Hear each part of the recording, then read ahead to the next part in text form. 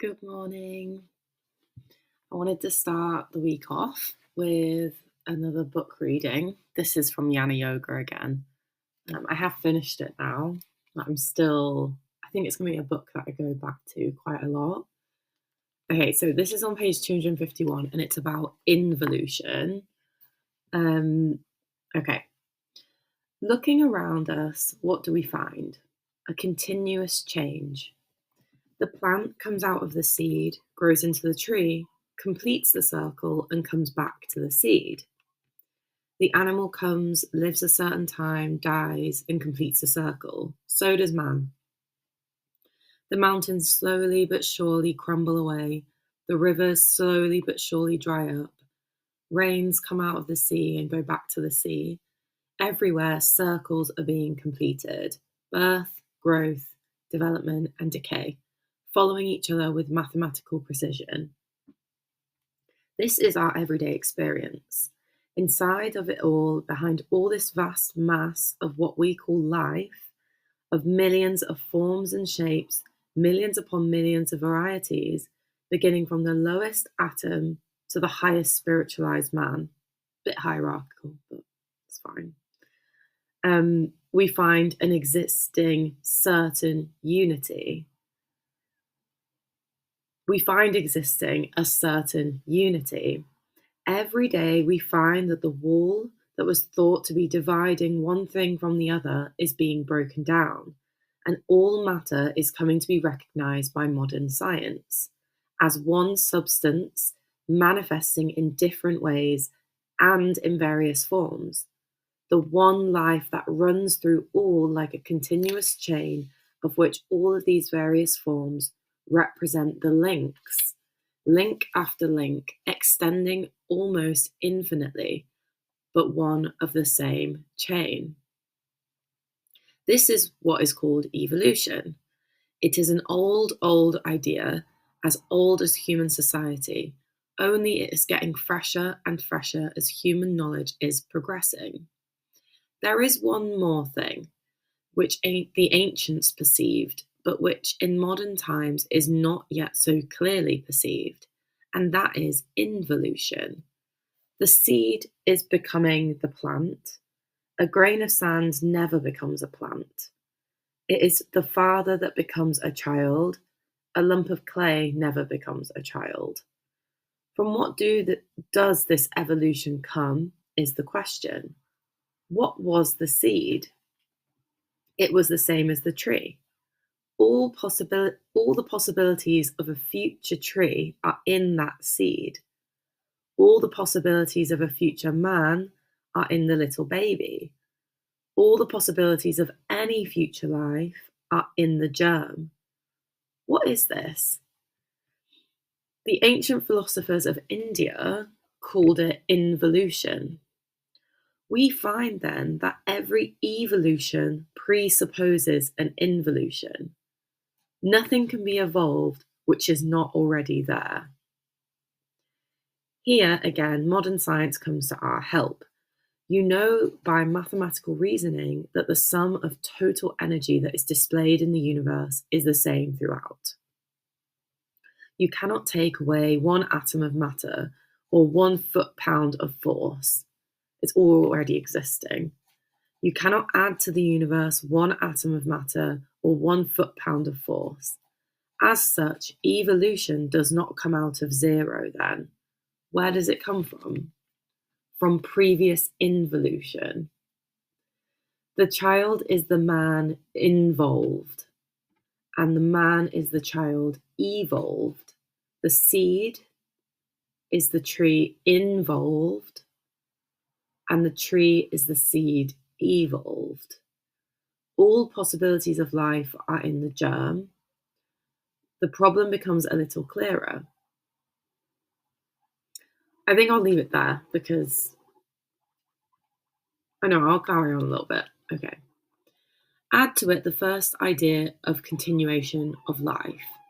From the lowest protoplasm to the most perfect human being, there really is but one life. Just as in one life, we have so many various phases of expression. the protoplasm up to the most perfect man, we get one continuous life, one chain. This is evolution. But we have seen that each evolution presupposes an involution.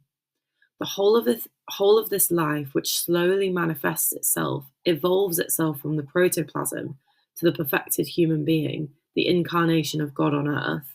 The whole of this series is but one life. And the whole of this manifestation must have been involved in that very protoplasm. This whole life, this very God on earth, was involved in it and slowly came out, manifesting itself slowly, slowly, slowly. The highest expression must have been there in the germ state, in the minute form. Therefore, this one force, this whole chain, is the involution of that cosmic life which is everywhere. It is this one mass of intelligence which, from protoplasm up to the most perfected man, is slowly and slowly uncoiling itself. Not that it grows. Take all ideas of growth from your mind, with the idea of growth is associated with something coming from outside, something extraneous. I'm not sure that's how you say that. Which we would give the lie to the truth that the infinite, which lies latent in every life, is independent of all external conditions. It can never grow. It was always there, and it only manifests itself. I don't know if you can hear my guinea pigs. Something's going off. I think they're having a little, either they're having a nice time or having a power struggle moment. Probably the power struggle moment. So it's kind of confusing, and I'm not sure where I land with it all yet. And the idea that, I guess what I'm picturing in my mind is that it's like circles, like moving along. I think it's interesting that they assume that like man is the highest, like humans are the highest level of this evolution chain. I think that's interesting because I think that I wonder if there's still more to come that's not just us. But yeah, I think there's something quite nice about the way he describes the seed having everything in there already, and then it's just kind of beautifully manifesting, and everything is manifest. It was already all there in that seed. Everything was already always there in that protoplasm, in that germ or whatever, bacteria or whatever it was. And then that, like, tracing that all the way back, right? Everything was already here in the universe. It's just a manifestation of it all. I think that's just quite amazing, isn't it? So involution, something to think about this week if you're on this philosophy journey with me. I have started to read Karma Yoga now, which, yeah, it feels a bit capitalist in many ways, but also it doesn't, because, people say, when we say about capitalism, people are like, oh, but if everyone had what they needed, they wouldn't work.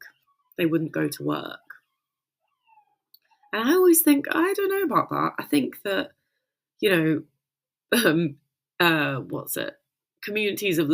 indigenous communities have lived without capitalism for like a long time, and people did their bit.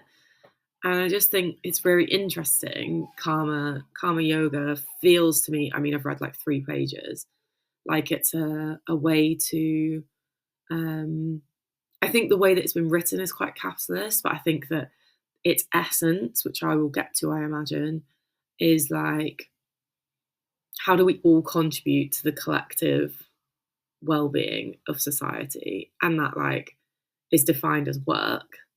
And maybe I need to kind of move away from thinking of work as a capitalist thing, and maybe I will read this from a different lens. There we go. That's what I'll do. So I think it's like it's like a framework that will help us answer that question when people say, well, if we didn't have money, or people didn't have to work to get money, then people wouldn't work. And it's like, well, actually, they're like ethical codes, moral codes. There are other ways of ensuring that people do what they can for the collective well-being, and knowing that everyone will have different capacities, everyone will have different skills to bring, and all of that is valued. And like, of course, I would say rest is just as important as all the other quote unquote productive stuff that kind of work is usually defined by. Anyway, I don't know what I'm talking about with karma yoga, because I've just started it, and also I don't know what I'm talking about with Jnana Yoga, with any of it. I'm just sharing my thoughts as we go along this journey together. So on that, I hope everyone has a really lovely week. I'm in Bradford on Wednesday for the Northern Race Equality Conference.